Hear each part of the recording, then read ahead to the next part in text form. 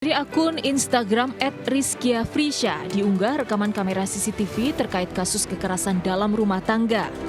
Pegawai Dijen Pajak FAF 34 tahun melakukan KDRT terhadap istrinya M 32 tahun.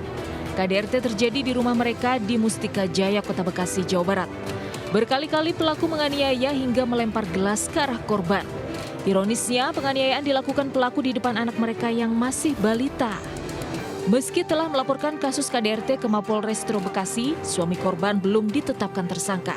Kasus ini bahkan dilaporkan korban ke Polda Metro Jaya namun tidak berjalan. Padahal korban telah menyertakan rekaman kamera CCTV dan hasil visum. Dilaporkan lagi lah ke Polda Metro Jaya mengenai kekerasan dalam rumah tangga. Nah, di Polda Metro Jaya itu terima laporannya.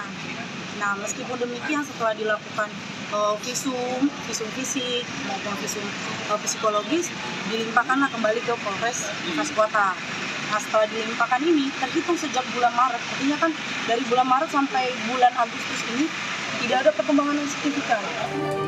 Kuasa hukum korban meminta polisi bertindak cepat karena pelaku berkeliaran mengancam keselamatan korban.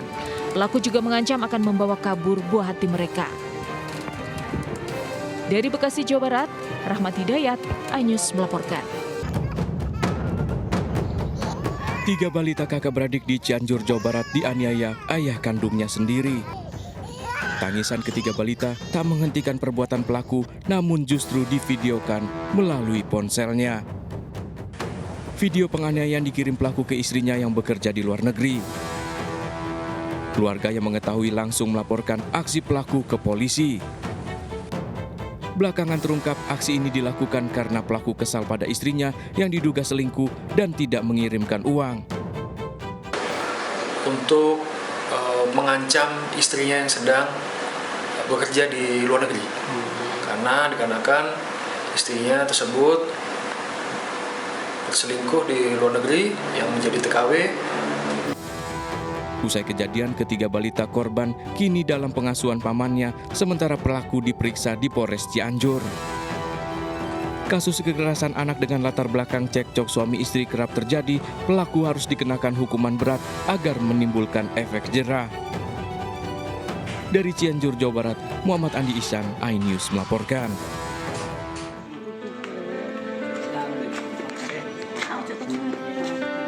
NS pelajar kelas 11 SMA di Pasuruan terpaksa dievakuasi dari rumahnya di Kecamatan Panggung Rejo oleh Dinas Sosial. Khawatir memberontak, tangan dan kaki NS terpaksa diikat. NS dibawa ke Rumah Sakit Jiwa Lawang di Kabupaten Malang karena mengalami depresi berat.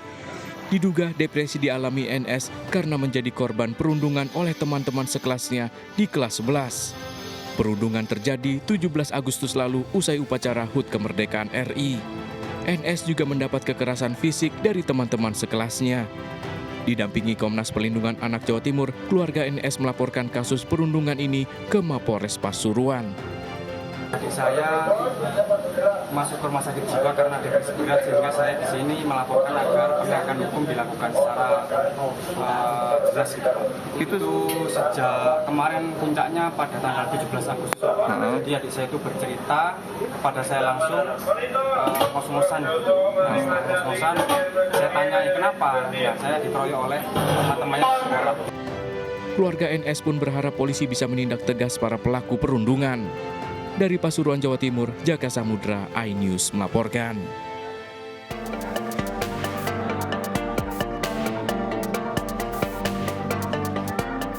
Anak-anak murid SD Negeri 04 Cipayung, Jakarta Timur terlihat senang mendapatkan makanan siang gratis dari Pemprov Jakarta.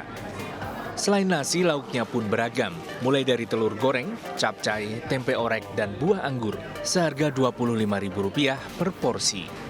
Menu seharga Rp15.000 juga pernah diberikan pada uji coba sebelumnya. Mengenai nilai rupiah kami tidak batasi. Pemda DKI bisa 15, 20, 25. Kita lihat kalau 15 kemarin kurang bagus. Kurang pas antara 20 sampai 25 lah. Pemberian makan siang gratis untuk memenuhi gizi anak. Evaluasi terus dilakukan untuk mendapatkan menu bergizi dengan porsi yang pas dan disukai anak-anak.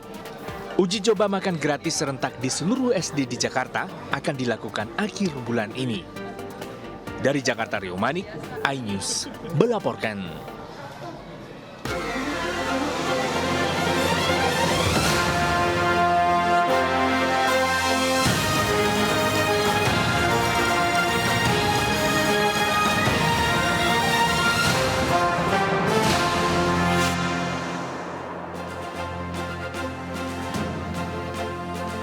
Halo pemirsa, PDIP dan Golkar berebut Airin Rahmidiani untuk maju sebagai calon gubernur Banten. Siang ini Ketua Umum Golkar mengumumkan nama Airin sebagai cagup Banten setelah kemarin Megawati juga menyebut nama Airin sebagai cagup PDIP untuk Pilgub Banten. Saya Reza Helmi, inilah seputar iNews Siang selengkapnya.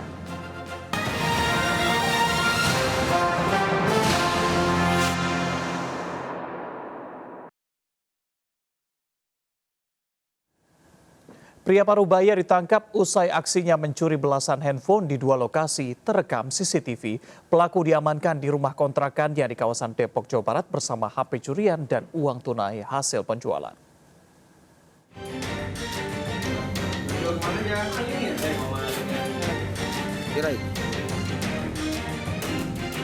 CCTV merekam saat pelaku beraksi di lokasi pemilihan Abang None di Jakarta Pusat menggasak handphone seorang finalis dari Abang None Jakarta.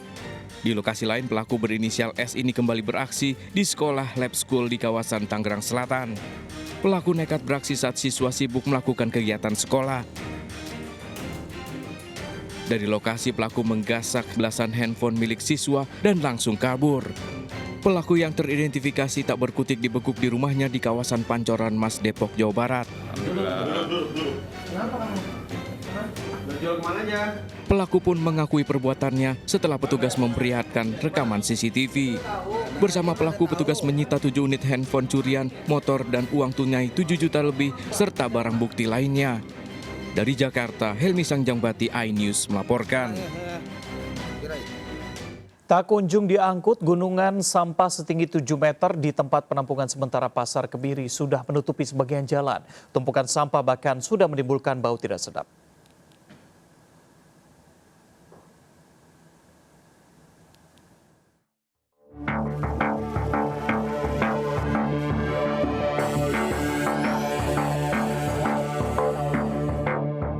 Gunungan sampah ini menumpuk di kawasan Pasar Kemiri, Depok, Jawa Barat sudah mencapai ketinggian 7 meter dengan luas 50 meter persegi. Tumpukan sampah ini bahkan sudah menutupi sebagian jalan dan nyaris menutup sejumlah kios di pasar. Keberadaan sampah ini sudah sangat mengganggu dengan menimbulkan aroma bau tak sedap. Bahkan pengendara harus ekstra hati-hati saat melintasi lantaran jalan yang licin akibat selalu basah. Warga menyebut keberadaan tumpukan sampah di area Pasar Kemiri ini sudah terjadi sejak 4 bulan lalu. Memang pengangkutannya dikit-dikit, terus kemarin juga ada tanya di TPA-nya sono, ada kendala longsor, apa banyak, jadi nggak keangkut. Akibat menumpuknya sampah di sejumlah TPS di Kota Depok, membuat sampah rumah tangga di sejumlah pemukiman warga ikut menumpuk. Warga berharap pada pemerintah Kota Depok untuk bisa segera menanggulangi darurat sampah yang dialami Kota Depok saat ini. Dari Depok, Jawa Barat, Yung Rizky, iNews melaporkan. Dipicu korsleting listrik, SPBU Mini di kawasan perumahan warga di Tuban, Jawa Timur terbakar hingga meludeskan 2 rumah warga, sempat terjadi ledakan dari lokasi.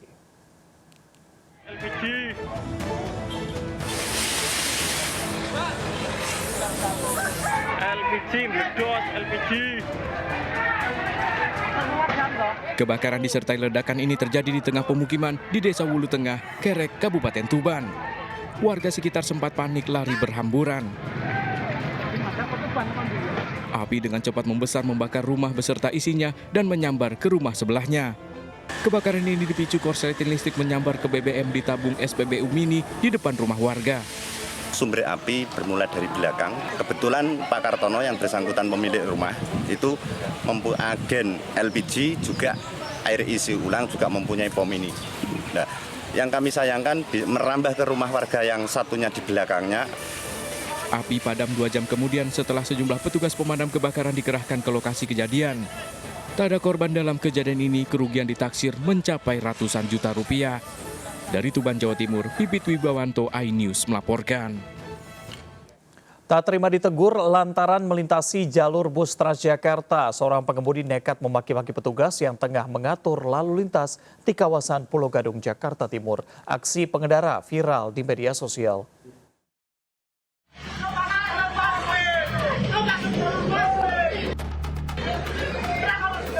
Video viral pengemudi memaki polisi ini terjadi di kawasan Perintis Kemerdekaan, Pulau Mas, Pulau Gadung, Jakarta Timur. Pengemudi ini dihentikan polisi lantaran menerobos jalur busway.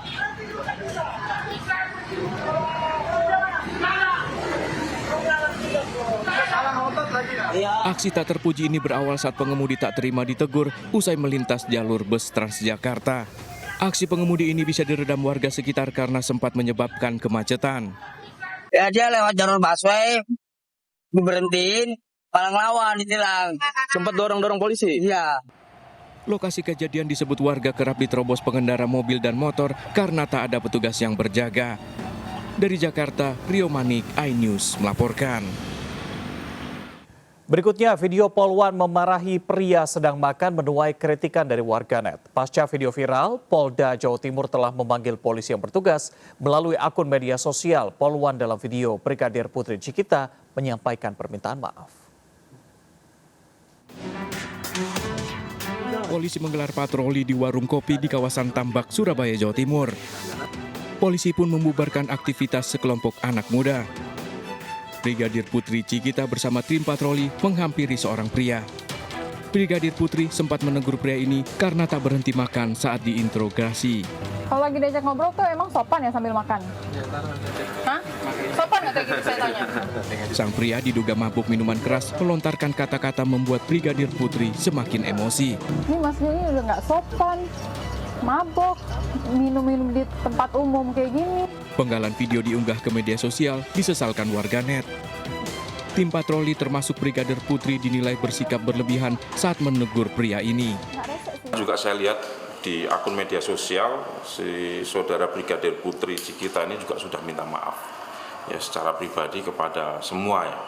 Ini saya harapkan juga selesai saya bicara ini tolong teman-teman netizen jangan di framing lagi. Ini sudah selesai masalahnya dan mereka sudah saling memaafkan dan memahami kesalahan masing-masing. Polda Jawa Timur telah memanggil Ali Darmawan, pria dalam video yang diduga mengkonsumsi minuman keras, serta Ibda Yan Braja yang melakukan patroli. Di akun media sosialnya, Brigadir Putri Cikita telah meminta maaf kepada publik. Dari Surabaya, Jawa Timur, Rahmat Ilyasan, iNews melaporkan. Pemirsa, hari ini pemerintah menggelar rapat terbatas membahas penanganan kasus Mpox di Indonesia. Rapat digelar di Istana Negara, dihadiri seluruh menteri. Presiden Joko Widodo Selasa pagi menggelar rapat membahas mengenai Mpox di Indonesia. Rapat terbatas digelar di Istana Merdeka, dihadiri sejumlah menteri Kabinet Indonesia Maju. Rapat untuk mengetahui perkembangan kasus dan langkah antisipasi yang disiapkan pemerintah. Dari penyebaran kasus sudah tercatat 88 orang di seluruh Indonesia. 87 diantaranya sudah dinyatakan sembuh. Dari data penyebaran, kasus terbanyak berada di Jakarta dengan 59 kasus, kemudian Jawa Barat 13 kasus, Banten 9 kasus, dan Jawa Timur 3 kasus.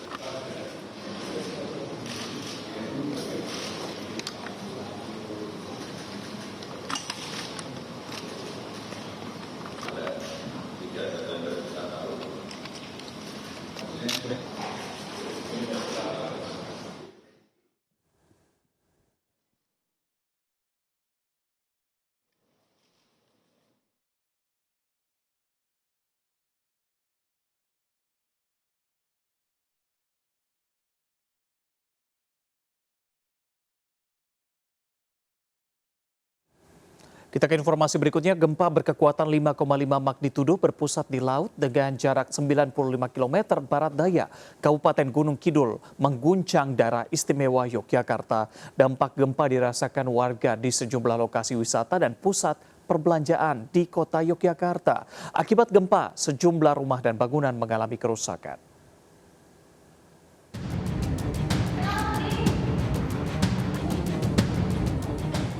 Sejumlah pengunjung pusat perbelanjaan di Sleman, Yogyakarta panik berhamburan keluar saat terjadi gempa. Sebuah bangunan di pasar Sleman rusak, pecahan atap berserakan di lantai. Guncangan gempa juga dirasakan sejumlah wisatawan di kawasan Malioboro. Getarannya kebetulan kan di lantai 3 tuh jadi agak kencang lah getarannya. Gitu. Ini pas barusan masuk atau udah lama berarti Mas? Udah lama. Udah lama terus tergoncang gitu. Ya. Kalau yang lain sempat lihat panik atau berhamburan ya? Iya, yang lain juga sempat panik. Sempat panik ya. Di Gunung Kidul, warga merasakan getaran gempa cukup besar. Tembok rumah warga bergeser dan retak. Saya kira tuh barbel yang di kamar. Itu Ternyata ini rumah yang belakang. mungkin Geser ambil ke bawah gitu. Pada lepas ininya. Total kerusakan akibat gempa, 8 rumah di Kabupaten Gunung Kidul rusak, 1 rumah di Kabupaten Bantul, 1 rumah di Kabupaten Kulon Progo, dan 1 pasar di Prambanan Sleman rusak. Tim Liputan iNews melaporkan. Pemirsa, belasan bangunan mengalami kerusakan akibat gempa berkekuatan 5,5 magnitudo yang mengguncang Gunung Kidul dan sekitarnya Senin malam. Seperti apa kondisi kota Yogyakarta siang hari ini? Kita bergabung bersama Anissa Rizkia langsung dari Yogyakarta. Rizkia, mungkin Anda bisa gambarkan bagaimana kondisi Yogyakarta pada hari ini?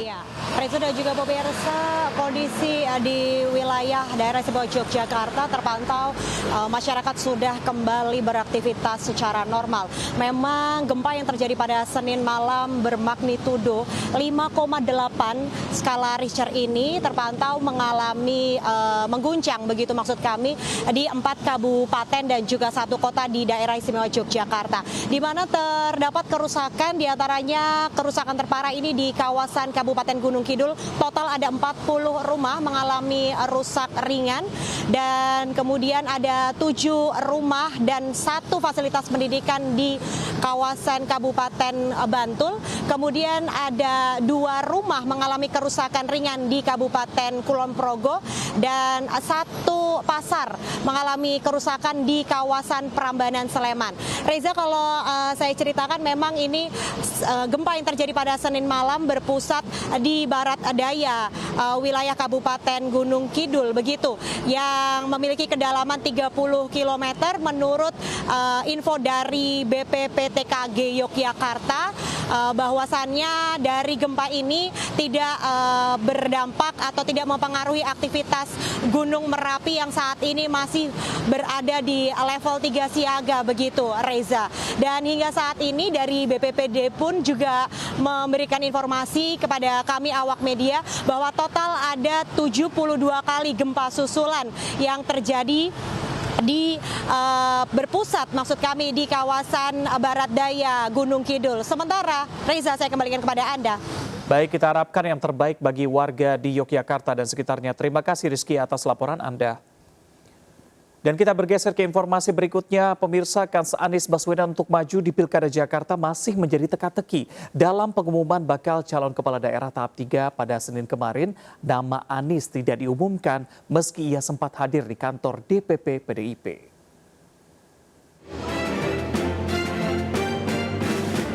PDI Perjuangan kembali mengumumkan nama-nama bakal calon kepala daerah Senin kemarin. Bertempat di DPP PDIP Jalan Diponegoro, Jakarta, ada 60 bakal calon kepala daerah yang diumumkan. Namun hingga acara berakhir, tidak ada nama Anies Baswedan. PDIP juga menunda pengumuman calon kepala daerah untuk Provinsi Jakarta. Padahal di hari yang sama, santer beredar kabar Anies Baswedan dipasangkan dengan Rano Karno di Pilgub Jakarta.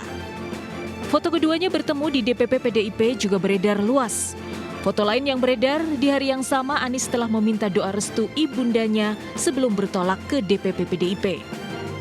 Entah apa yang mendasari pilihan PDIP, namun di pidatonya Megawati sempat menyentil soal calon harus gabung PDIP lahir batin, bukan hanya untuk mendompleng saja. Jadi kalau kita perhatikan,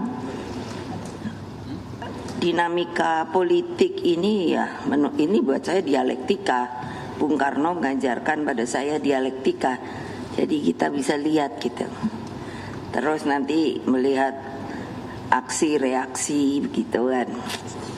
Nanti semuanya saya ajarin itu, siapa yang enggak mau nurut out gitu aja. Saya pusing. Meski tidak ada lagi ganjalan regulasi, kans Anies Baswedan maju di Pilkada Jakarta masih abu-abu. Jika tidak diusung PDIP, dukungan untuk Anies hanya bertumbuh pada 5 parpol non-parlemen di luar Koalisi Indonesia Maju dan PDIP.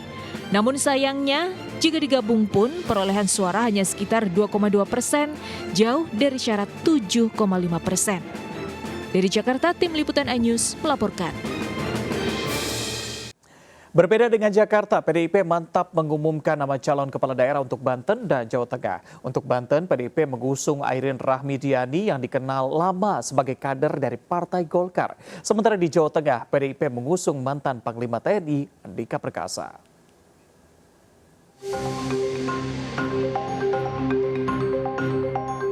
Kehadiran Airin Rahmidiani di pengumuman calon kepala daerah PDIP Senin kemarin menyita perhatian.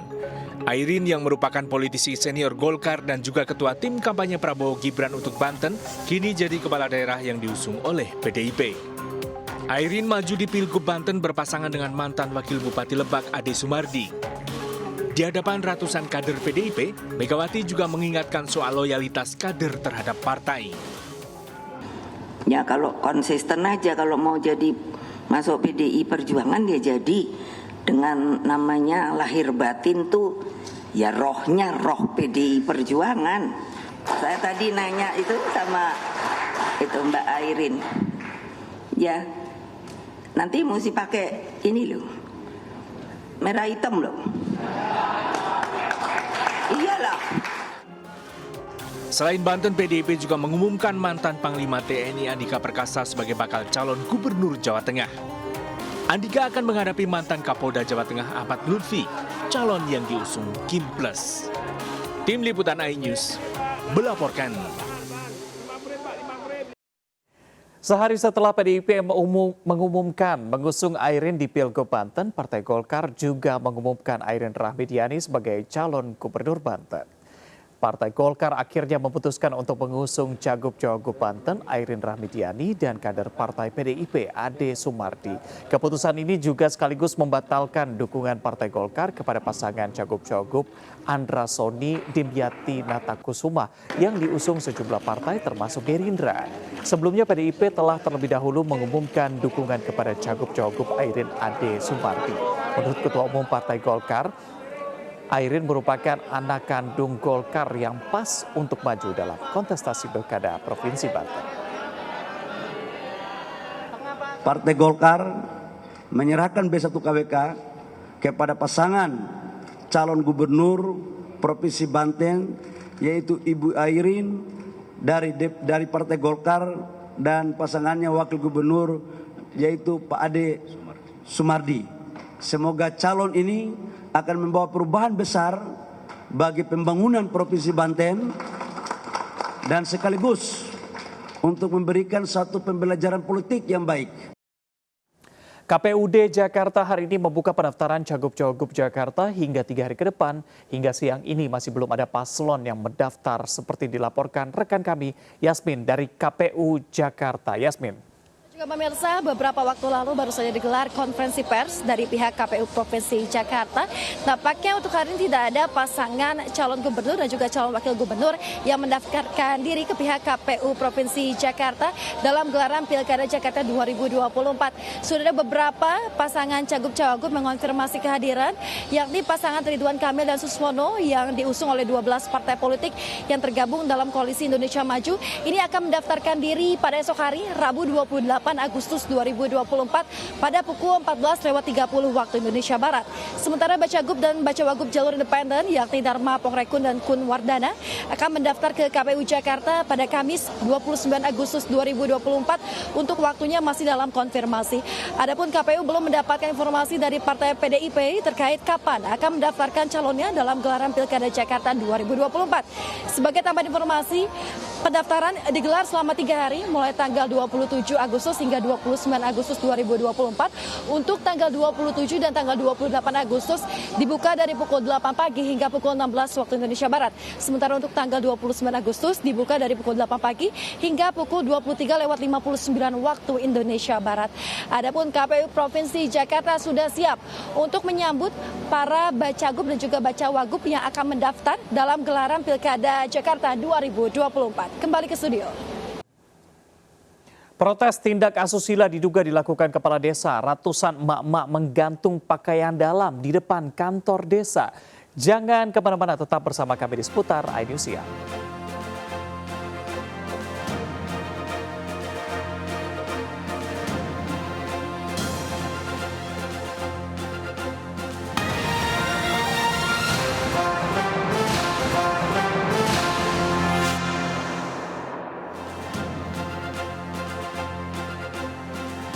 Anda masih bersama kami di seputar iNews Siang. Tuntut Kades dicopot atas tindak asusila. Ada puluhan emak-emak yang menggantung pakaian dalam di halaman kantor desa di Langkat, Sumatera Utara. Upaya petugas menertibkan pakaian dalam dihadang ratusan warga hingga terjadi bentrok.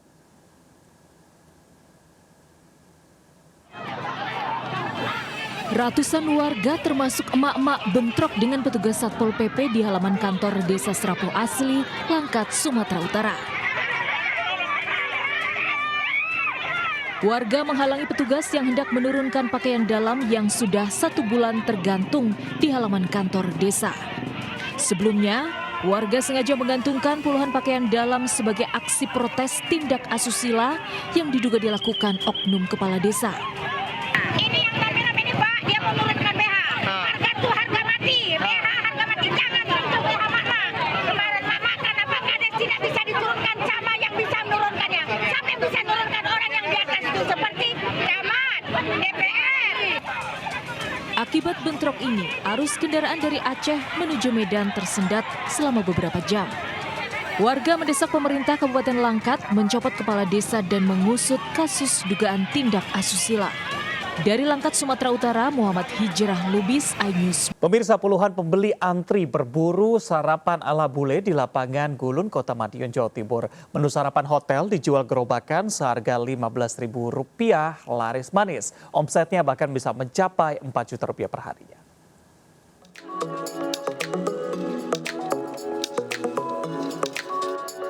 Antrian pembeli terjadi sejak pagi. Berburu sarapan di lapangan Gulun, Jalan Kapten Saputro, Kota Madiun, Jawa Timur. Salad sayur dan sandwich telur serta omelet lengkap dijual seharga Rp15.000. Anda jangan terlambat karena biasanya jam 11 siang menu sarapan ala bule ini habis terjual. Kita kan habis olahraga gitu kan, ditambah lagi dengan makanan yang sehat, jadi nutrisi dalam tubuh kita itu akan semakin Dalam sehari bisa terjual 150 porsi dan 200 hingga 300 porsi saat akhir pekan. Menghabiskan setidaknya 20 kg telur dan 150 butir kentang. Sekitar 200 porsian. Itu kalau hari-hari biasa kurang lebih 150-an, kalau weekend itu bisa sampai 300 porsi. Nah, bagaimana? Apakah Anda tertarik untuk sarapan di sini? Dari Madiun, Jawa Timur, Arif Wahyu Effendi melaporkan. Pencuri leluasa bolak-balik menggasak TV hingga sepeda motor dari dalam toko di Pondok Aren, Tangerang Selatan. Jangan kemana-mana, tetap bersama kami di seputar iNews Siang.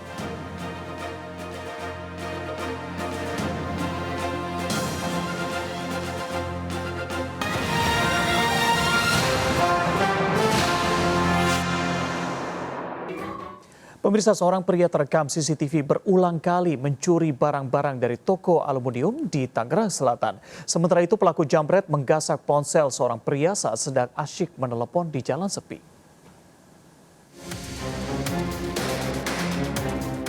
Seorang pria terekam CCTV mencuri di sebuah toko aluminium di Pondok Aren, Tangerang Selatan, Banten.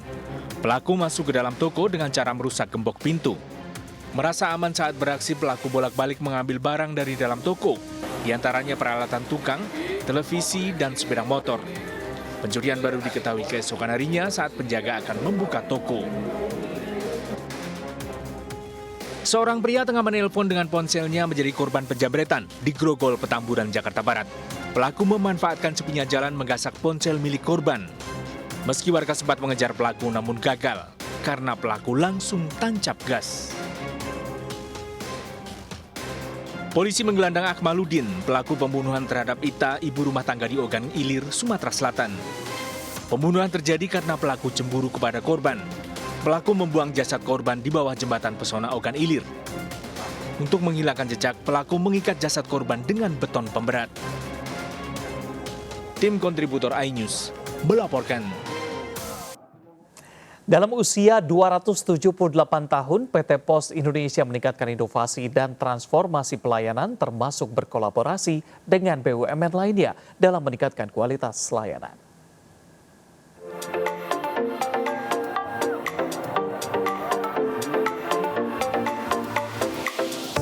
Perayaan hari jadi ke-278 PT Pos Indonesia berlangsung meriah di halaman kantor PT Pos Indonesia, Jalan Cilaki, Kota Bandung. Peringatan hari jadi dalam suasana hari kemerdekaan ini dikemas dengan penampilan parade defile, lomba fashion show, dan face painting, penampilan grup band hingga penyerahan bantuan sosial.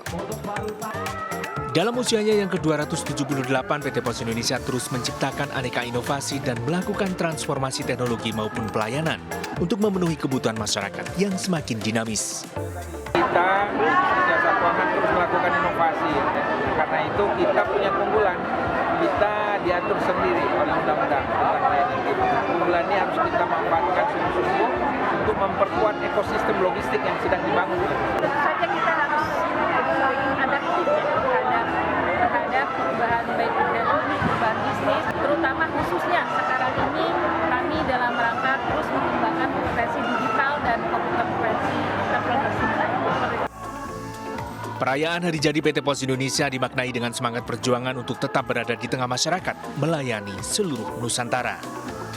Dari Bandung, Jawa Barat, Billy Maulana Fingkran, iNews, melaporkan. Jelang pendaftaran di KPUD Bali, pasangan bakal calon gubernur dan bakal calon wakil gubernur Bali, Iwayan Koster dan I Nyoman Giri Prasta, menerima surat rekomendasi dukungan dari Partai Perindo di Pilkada mendatang. Partai Perindo juga memberikan surat rekomendasi dukungan untuk 3 calon kepala daerah yang diusung PDIP saat Pilkada serentak November mendatang.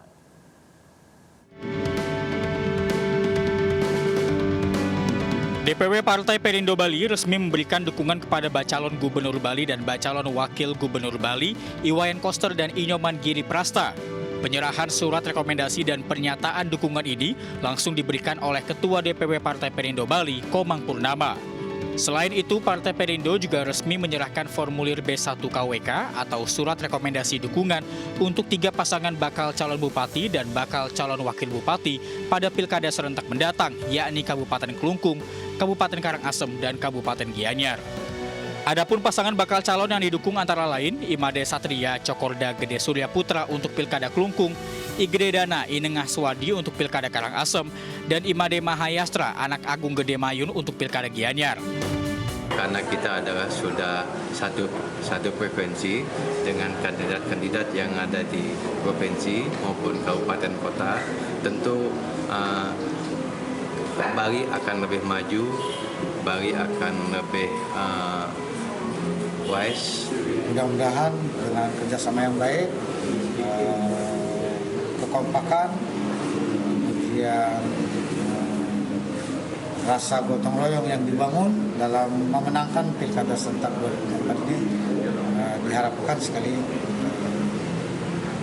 pasangan calon gubernur, wakil gubernur, pasangan calon bupati, wakil bupati, dan pasangan calon wali kota, wakil wali kota yang diusung oleh PD Perjuangan beserta partai pengusung dan partai pendukungnya itu dapat memenangkan Pilkada. DPW Partai Perindo Bali akan menginstruksikan kepada seluruh kadernya untuk meraih kemenangan pasangan calon yang telah direkomendasikan oleh DPP Partai Perindo. Dari Denpasar, Bali, Indira Ari, iNews melaporkan. Kami akhiri jumpa kita siang ini. Saya Reza Helmi bersama tim yang bertugas. Terima kasih, tetap semangat dan sampai jumpa.